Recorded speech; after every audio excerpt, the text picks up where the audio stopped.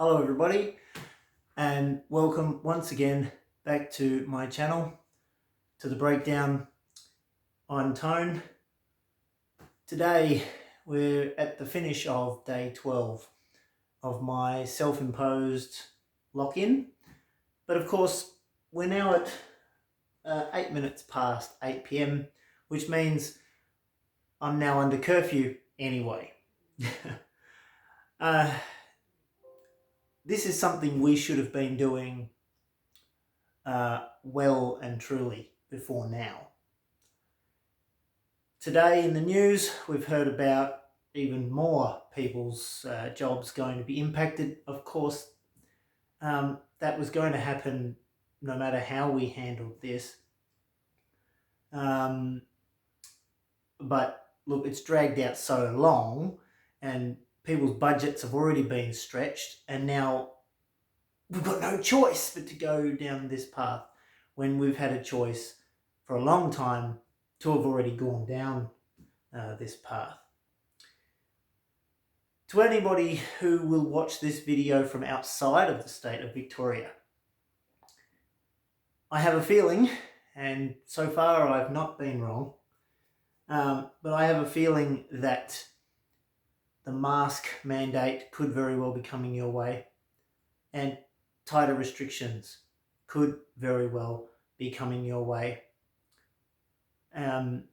So just prepare for that. We've had panic buying yesterday and today here in Victoria, and if anyone wants to blame people for having that kind of mentality this time around, look, we've got 6 weeks of this stage 4 lockdown, and that's before any adjustments could be made.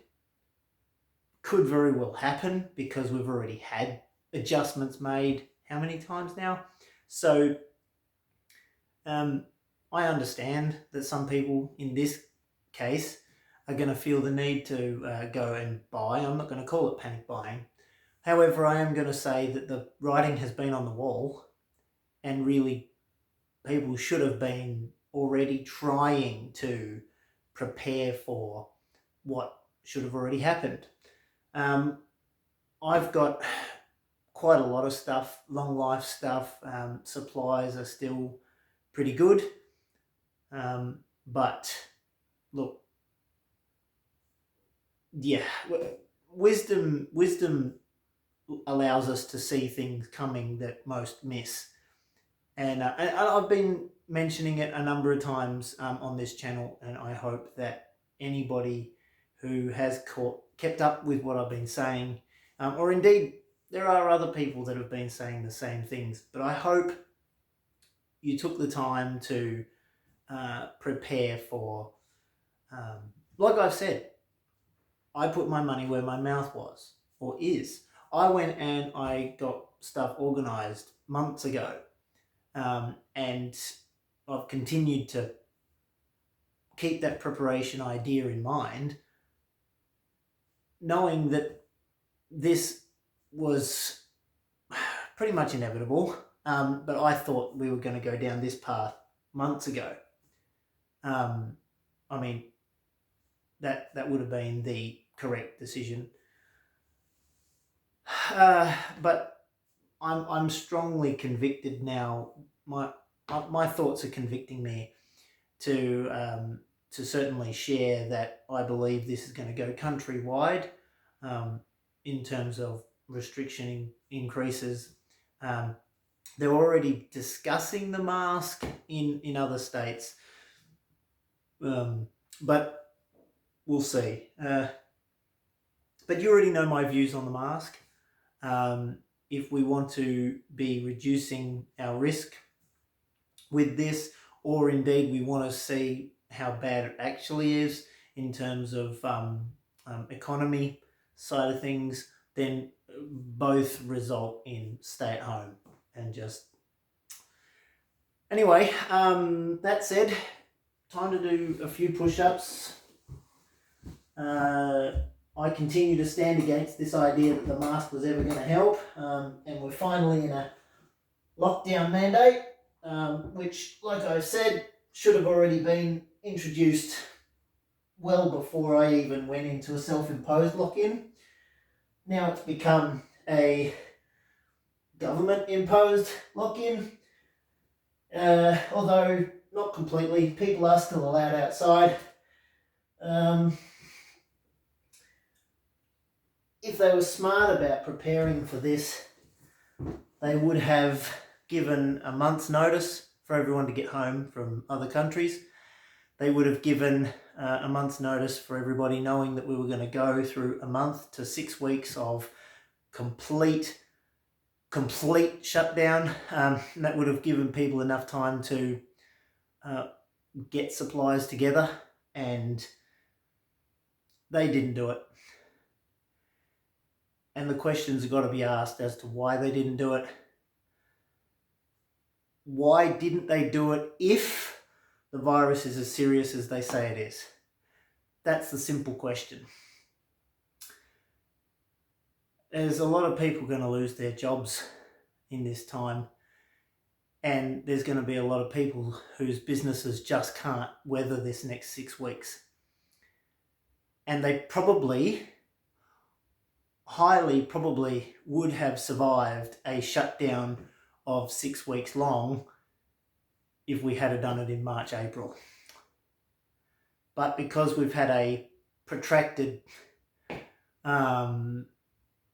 semi-lockdown, and now we're going into a full lockdown, look, government assistance, $5,000 payments they were talking about. Some of these businesses that are going to be shut have turnovers far and above that, and they have outgoing costs that are far and above that. So, I mean, it's just a cop-out, that side of things. So I really, really feel for the businesses and the people whose jobs are going to be seriously impacted by all of this, and the decisions that have been made so late in the game that it's ridiculous to me. I notice that here on the news today, in Victoria at least, the mask wasn't getting a whole lot of attention, really wasn't being spoken about too much. It was more from the other states now, the other state leaders, premiers and that, they were talking about the mask, but not so much today here. Now, I might get this number wrong, I'm going off of memory, but I think it was 429 more cases today. And I didn't take good notice of how many deaths.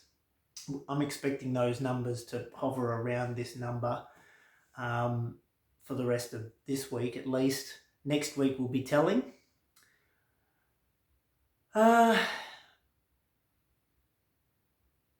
I don't think there's really anything more to say on this. It's oh no, there is something else to cover. I'll get to that. I'll just do a few more push-ups.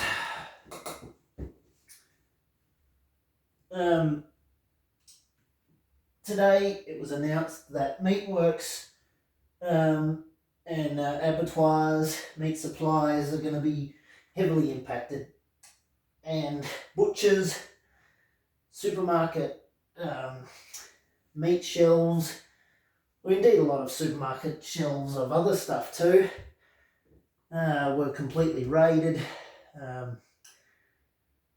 lumped in with the panic buying. And of course Premier Daniel Andrews said that there's no point, there's no need for the so-called panic buying. Look, if he had have handled this situation,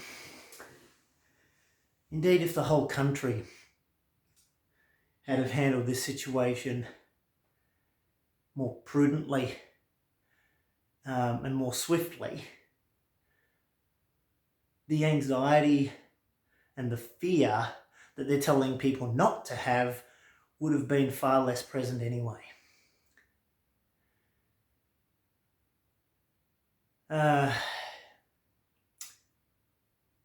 Okay, now it's time for a shout out to anyone out there that might be watching my videos,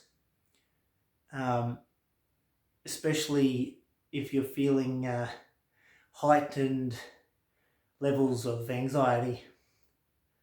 I encourage you to do the best that you can to reach out to your friends, your family, and keep connected, keep communicating, get on the phone, get on Skype, get on Zoom, and don't allow fear and anxiety to take you over. You can win against this, and you'll find it so much easier to get through this if you connect with people you trust. Look, if you find or you feel like you don't have those connections, leave a comment.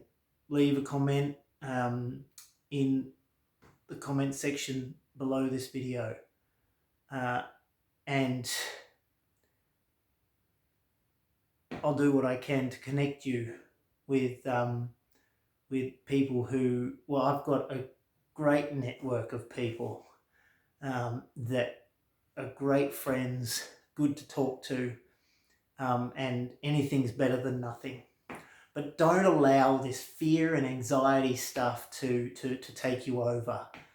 I feel for you, and I understand, at least to some degree, about how this could be impacting people. And I put the blame squarely on those that could have prevented a lot of this fear and anxiety by handling this situation a whole lot better. And I ask the question again, why wasn't it? And of course, if you've been following my videos and if you've been doing your own research, you'll understand that there are a number of reasons that could have been why they haven't. Look at what's happening in America, and understand that our freedoms not quite directly associated with this virus stuff, but understand that our freedoms, our wealth, it's all being eroded from underneath us. And distractions like this, crisis is usually when they're making their big steps forward in how they're doing their thing. Look into that, do your own research, don't take my word for it, but I don't allow that to get me anxious and fearful. When we know what is most likely coming, we can prepare for it, mentally especially, and then therefore emotionally. But just understand what's going on. Okay, let's do a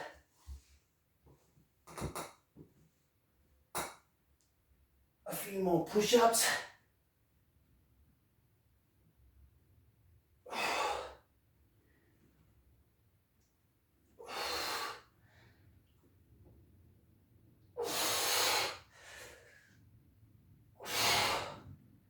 Range of motion still hasn't increased too much, but we're getting there.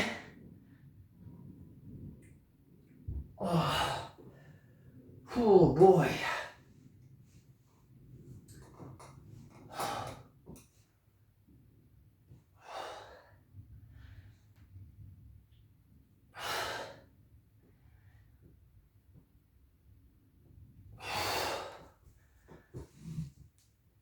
Okay.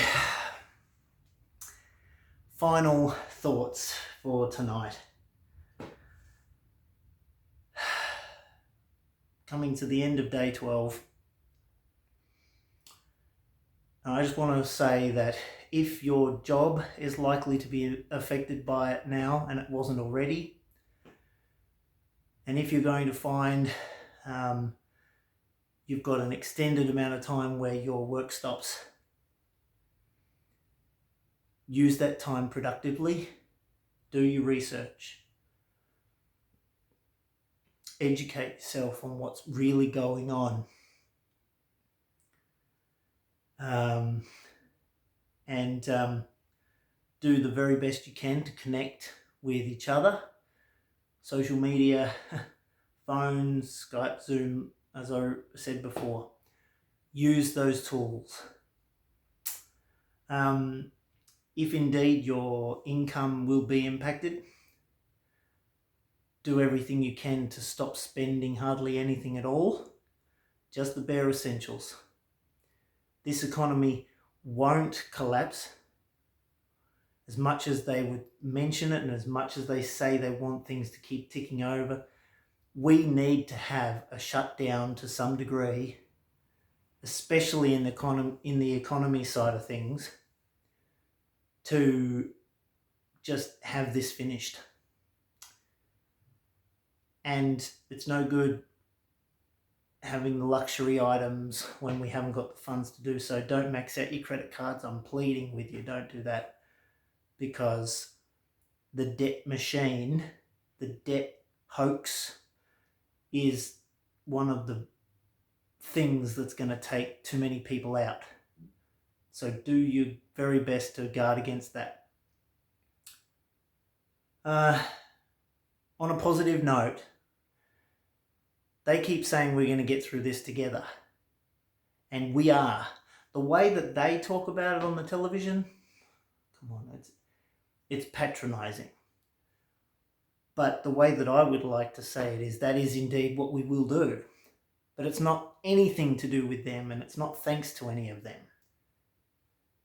We, the little people, we will get through this together because we will talk about what's really going on. We will understand what's really happening.